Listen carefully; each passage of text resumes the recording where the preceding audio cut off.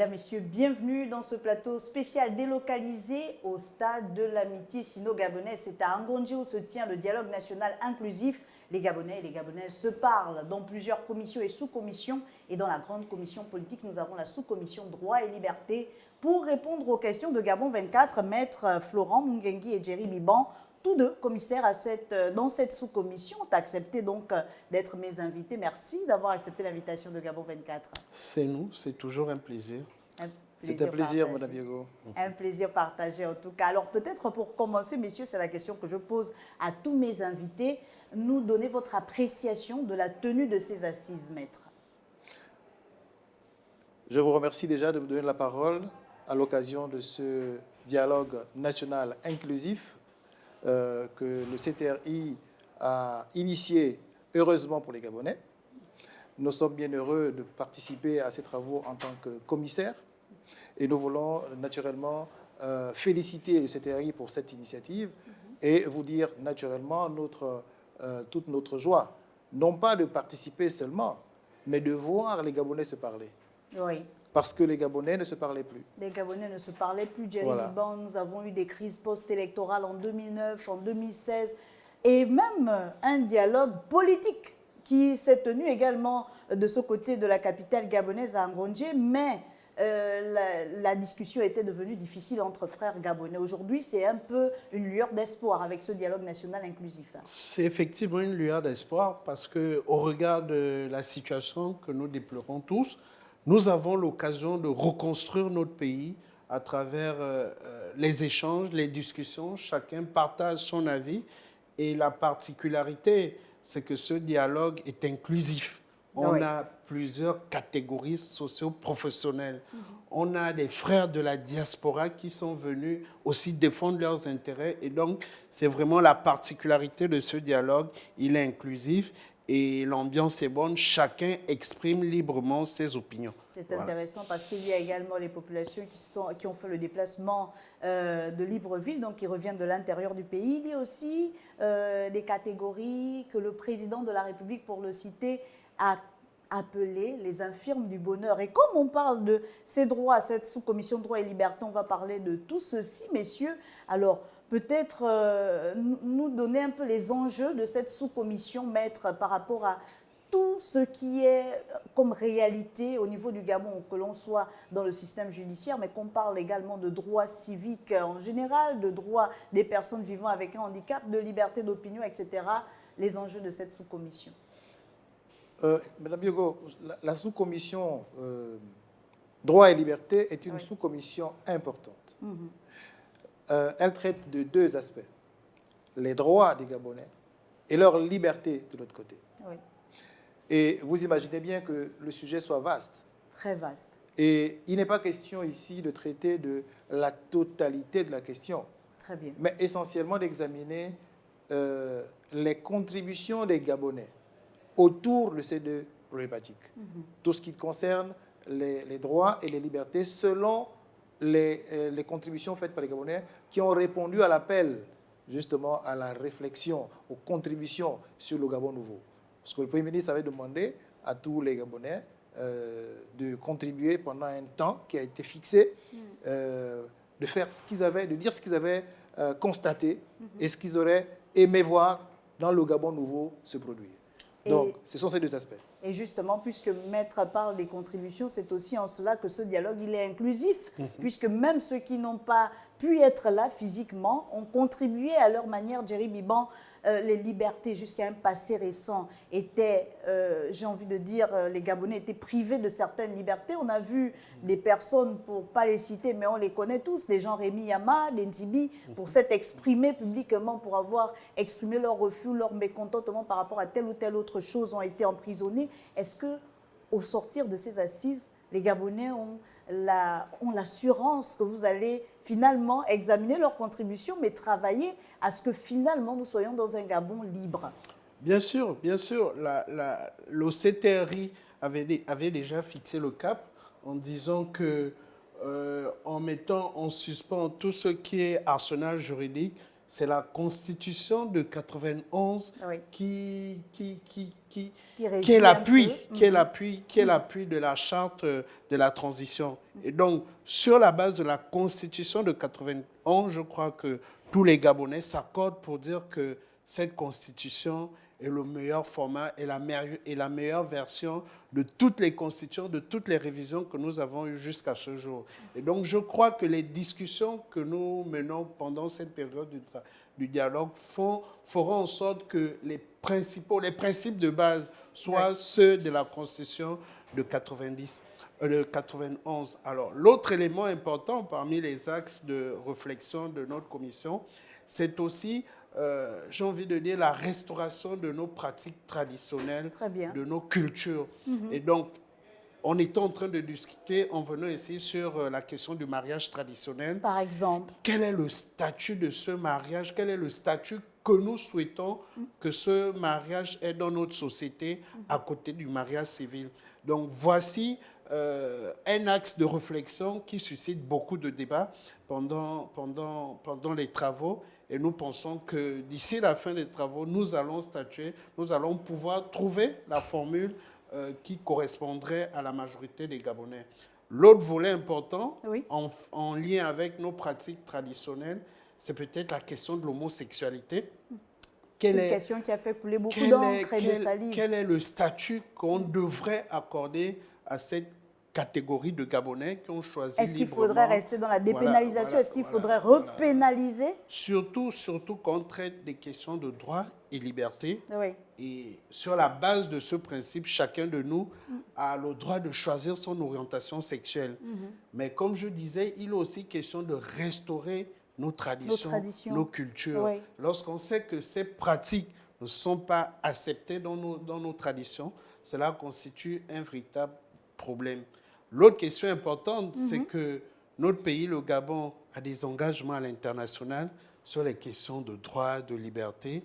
Et donc, ne peut aussi reconnaître cette communauté dans l'arsenal juridique qui sera mise en place au sortir de ces discussions pourrait aussi constituer une atteinte aux libertés de cette catégorie. Personnes. Et donc, vraiment, nous pensons que les discussions seront de plus en plus intéressantes, mais je crois qu'au sortir de ces travaux, nous allons choisir l'orientation qui convient au Gabon. Nous imaginons l'intensité des discussions dans cette sous-commission très importante pour l'avenir du pays, maître.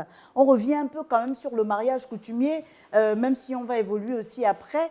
À votre avis, enfin, ça c'est à l'huissier que je pose la question, est-ce qu'aujourd'hui, il serait intéressant d'abandonner les acquis du passé? Donc on a été habitué avec le mariage civil et parfois religieux, on faisait le mariage coutumier, mais on disait pour honorer les parents. Est-ce qu'on pourrait aller vers un choix entre le mariage coutumier et le mariage civil? Est-ce que les discussions, comment vous pouvez donner votre point de vue?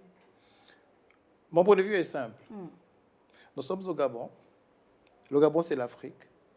Et le Gabon a un certain nombre de populations qui y vivent et qui ont des rites, des coutumes, des traditions qui sont millénaires, qui ne datent pas de la rencontre avec le blanc, ou du moins du jour de l'indépendance. Ce sont des coutumes qui sont ancrées dans nos mœurs, comme des lois indélébiles. La preuve, il y a une loi de 63 qui a supprimé la dot au Gabon. Oh oui, par exemple. Mais vous voyez bien que elle est toujours malgré cette suppression légale, il y a une pratique qui ne s'est jamais arrêtée. Elle ne s'est jamais interrompue. Et jusqu'à l'heure où nous parlons, il y a certainement des gens qui sont en train de se marier à la couture. Bien sûr. Alors nous voulons donc dire à cette occasion que le mariage civil, tel que nous l'entendons, est un mariage qui nous a été proposé et même imposé d'une certaine manière, on va dire, à partir de la rencontre avec l'homme blanc. Oui, avec les Occidentaux. Maintenant que nous avons l'occasion de faire nous-mêmes nos lois, de penser finalement notre quotidien, notre vécu social. Parce que n'oubliez pas une chose, c'est que la loi ne fait qu'encadrer les faits sociaux. Et si la loi encadre les faits sociaux, il faut donc prendre en évidence le fait que c'est un fait social, le mariage. Oui. C'est un fait de société. Et la loi doit pouvoir l'encadrer parce que cette société qu'est le Gabon, c'est une société qui a son vécu. Et la loi doit être là pour encadrer le vécu des Gabonais. Il faut juste réguler tout ça. Je crois qu'il y a un honorable sénateur, pour ne pas le citer, je crois que c'est le vénérable Ernest Ndasikula, je ne sais pas si c'est un sénateur ou un député, qui a initié il y a quelques années, il y a 3-4 ans, un projet de loi sur la légalisation du mariage coutumier au Gabon. Oui. Ce texte a été présenté, je crois, devant les deux chambres du Parlement, aussi bien l'Assemblée nationale que le Sénat. Et je ne sais pas si le texte est toujours en discussion ou si le texte a été adopté. Toujours est-il que, quel que soit le niveau d'avancement de ce texte, il n'est pas encore publié. L'occasion nous étant donnée aujourd'hui de réfléchir à nouveau sur la question, à l'occasion du dialogue national inclusif, nous avons effectivement commencé les débats autour de la question et certainement qu'au sortir de ce dialogue, nous aurons des réponses. À côté de ces questions, il y a toute la réforme autour du système judiciaire. Et là, je me tourne de nouveau vers vous, maître, parce qu'on a remarqué que les procédures sont lentes au niveau du tribunal, parce qu'on a remarqué que lorsque vous êtes interpellé et présenté devant le procureur, on vous place sous mandat de dépôt pour une détention préventive parfois renouvelable une fois, donc peut-être au trop 1 an, mais que vous faites 4-5 ans. Est-ce que ces questions-là sont également posées sur la table de votre sous-commission? Naturellement, ce sont des questions qui sont soulevées et qui sont actuellement en discussion devant la sous-commission droits et libertés. Et certainement aussi, sur cet aspect, il y a des réponses qui sortiront de ce dialogue. Nous n'allons pas anticiper. Bien sûr. Nous terminerons certainement par là, parce que forcément, au terme des échanges de ce dialogue, justement, les commissaires qui sont déjà, on va dire, très chauds sur la question, parce qu'ils sont motivés à l'idée de voir un Gabon nouveau, justement, naître de ce dialogue, sortir de ce dialogue. Et donc, vraiment, tout le monde échange autour de ça avec passion. Alors, Jerry, est-ce que c'est j'ai envie de dire, est-ce qu'il faut espérer en ce dialogue? Est-ce que ce n'est pas un dialogue de plus? Est-ce que c'est un dialogue qui a une particularité? Est-ce que, par exemple, pour ces questions relatives au système judiciaire, on peut se dire au sortir d'Angondjé, les choses vont changer? Ou est-ce que là également, il y a des pratiques qui sont déjà très, mais alors là, ancrées, et des mauvaises pratiques, il faut le dire, la pratique n'aura pas le dessus sur le texte de loi, même s'il sort du dialogue national inclusif? Alors, je crois que nous avons des bonnes raisons de croire. Nous avons des raisons d'espérer en ce dialogue. Vous l'avez dit, on l'a rappelé, l'une des raisons, c'est qu'il est inclusif. Ce n'est pas une rencontre d'acteurs politiques, comme on a souvent vu. Ce n'est pas seulement une rencontre de spécialistes du droit, mais c'est des Gabonais qui se sont exprimés. Certains sont spécialistes du droit, d'autres ne le sont pas, mais vivent certaines réalités au quotidien. Vous l'avez aussi dit. Donc, nous travaillons essentiellement sur les contributions des Gabonais. Et les problèmes, tous les problèmes posés sont vraiment pris en considération. Et donc, sur cette base, je crois que le dialogue ne peut pas être une rencontre de plus. Ça ne peut pas être une rencontre comme les précédentes. Il a la particularité, il y a des innovations. Parmi les innovations, le comité d'organisation a donné des orientations. Parmi ces orientations, nous travaillons sur les propositions des Gabonais. Les Gabonais ont demandé de donner un statut au mariage traditionnel et les spécialistes du droit vont réfléchir comment trouver ce statut qu'on doit donner au mariage traditionnel. Et la pratique, Lucien l'a dit, la pratique, c'est qu'au quotidien, nous voyons les gens se marier. Même quand on va se marier à l'état civil, on commence par le mariage traditionnel avant d'aller à la mairie. C'est la pratique courante au Gabon. Maintenant, les spécialistes du droit doivent trouver des normes qui encadrent cette pratique, qui encadrent la volonté des Gabonais. Ici, ce n'est pas les commissaires qui créent des lois, non. Les spécialistes créent des lois en fonction de la volonté, en fonction des propositions, des recommandations des Gabonais. C'est pourquoi nous pensons que nous avons de bonnes raisons de croire, nous avons des raisons d'espérer en ce dialogue qui va véritablement reconsidérer, qui va restituer les valeurs qu'on avait perdues, la place du mariage traditionnel et bien d'autres aspects. On a l'impression à vous écouter parler, à vous entendre parler, que c'est comme un coup de baguette magique, maître. Quand on va sortir d'Angondje, tout sera beau dans le meilleur des mondes. Mais il y a quand même ces questions d'intérêt public et qui concernent tous les Gabonais, où les attentes sont énormes. Ces questions de droit et de liberté, notamment les libertés d'opinion. Aujourd'hui, est-ce que, enfin, je demande votre point de vue parce qu'effectivement, nous ne pouvons pas rentrer et décortiquer les propositions en tant que telles. On aura l'occasion de le faire certainement à la fin des discussions. Mais aujourd'hui, est-ce que les Gabonais, on parle de liberté d'opinion, on parle de liberté politique, la liberté de religion, elle s'affirmait déjà très bien. La liberté même médiatique, est-ce qu'au sortir d'Angondje, on peut rassurer les Gabonais sur toutes ces libertés-là? Oui, je pense qu'on peut rassurer les Gabonais, étant donné que, comme je l'ai dit et répété déjà, mais je vais le redire encore, que les Gabonais ne se parlaient plus. Les Gabonais étaient comme dans une dictature qui ne disait pas son nom.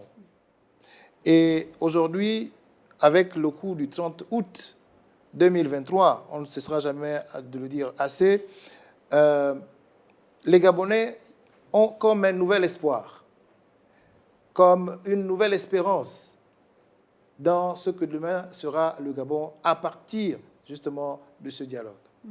Et c'est pour cette raison que les discussions qui ont lieu n'ont pas lieu actuellement, n'ont pas lieu par hasard. Oui. Ces discussions qui ont lieu sur la base du vécu, sur la base de l'expérience de vie des Gabonais, et qui voudraient justement voir cette situation antérieure ne devenir qu'un mauvais souvenir. Et donc, les commissaires qui se réunissent et qui sont actuellement en discussion n'ont pas d'autre mission, d'autre objectif que de repenser justement, ou du moins de penser un Gabon nouveau, qui va donner aux Gabonais véritablement des raisons nouvelles de croire en l'avenir, de croire en ce pays, de croire justement en sa capacité à se transformer, à s'adapter et à vivre, on va dire, à organiser un mieux vivre ensemble.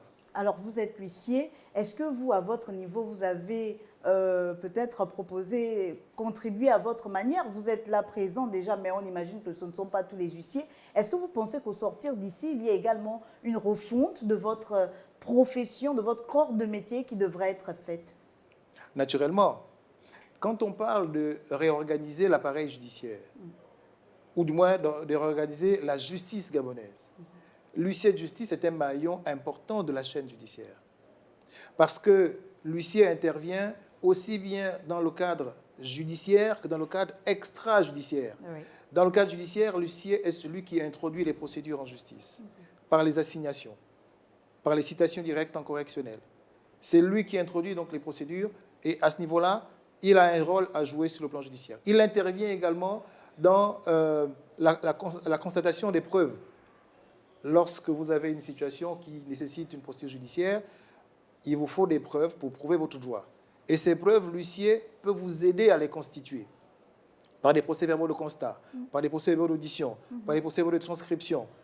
Il peut également vous accompagner sur le plan extrajudiciaire en ce qui concerne, par exemple, les notifications des actes. Ça peut être de simples correspondances, ça peut être des échanges de toutes sortes. Il peut aussi vous accompagner dans le recouvrement de vos créances.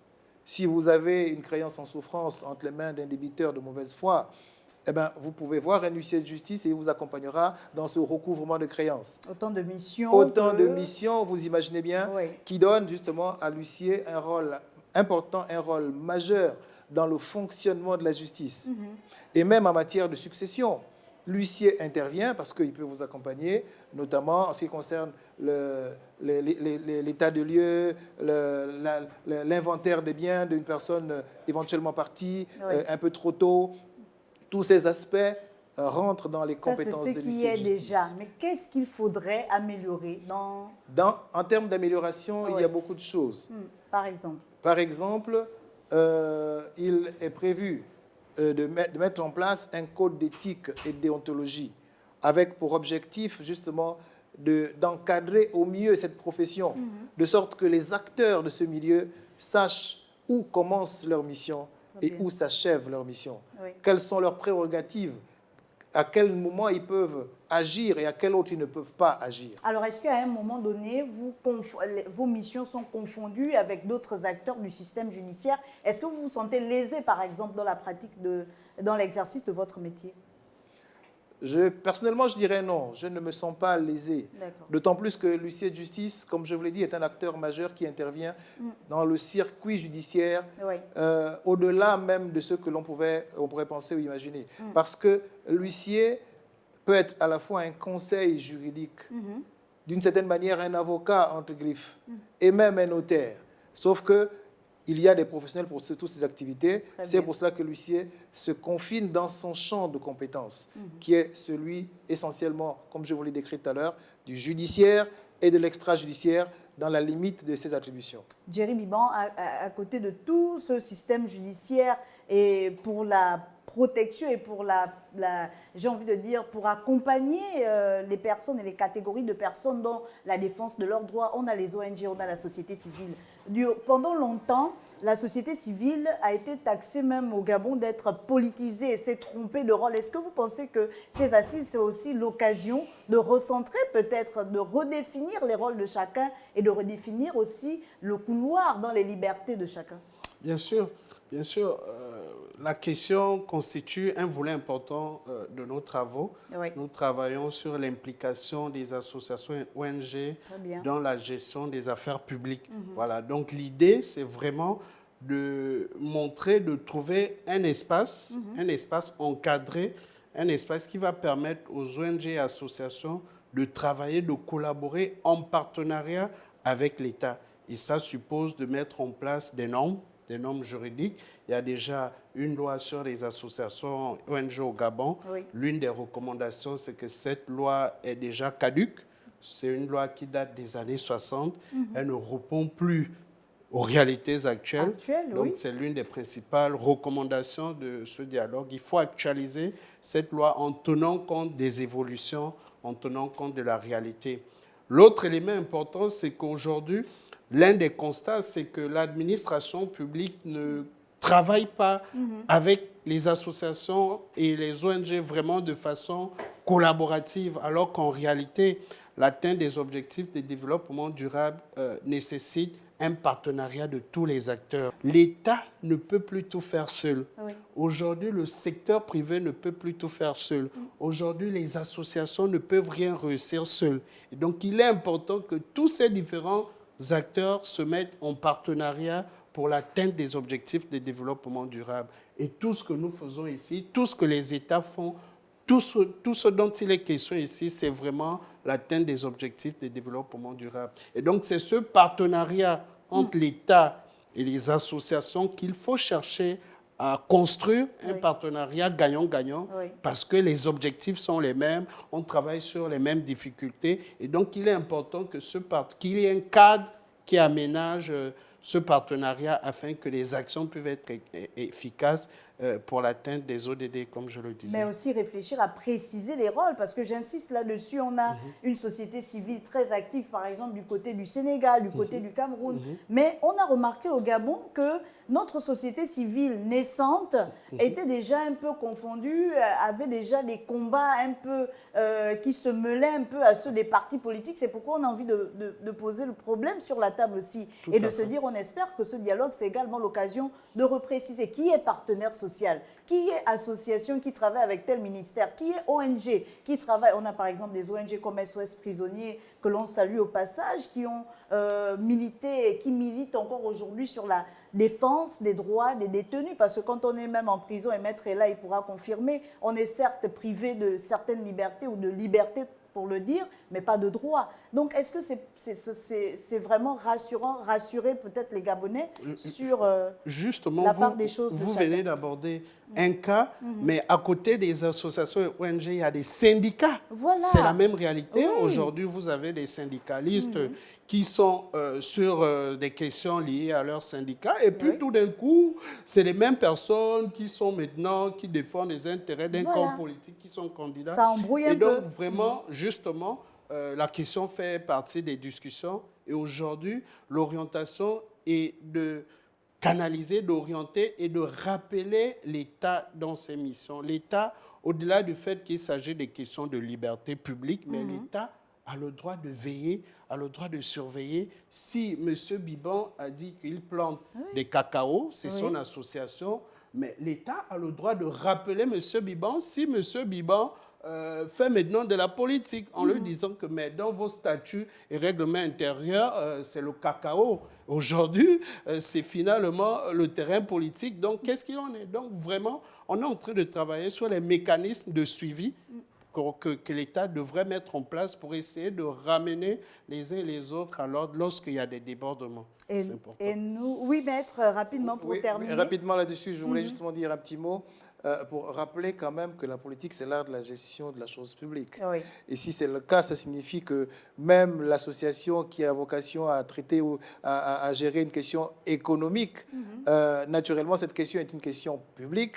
Et par conséquent, c'est aussi une question sous-jacente dans le cadre du politique. Sans vouloir tomber dans la politique politicienne, Absolument. comme on dit à Libreville. Merci beaucoup, Maître Florent Mungengi, pour ces précisions. Et merci à Jerry Biban, merci à vous deux. Je rappelle que vous êtes donc commissaire à la sous-commission droit et liberté qui fait partie de cette grande commission politique. Nous sommes toujours du côté du stade d'Angonje pour vous faire vivre en temps réel ce qui se passe du côté du dialogue national inclusif. Parce que oui, il y a des discussions il y a des sujets qui sont posés sur la table, il y a des discussions qui se passent ici.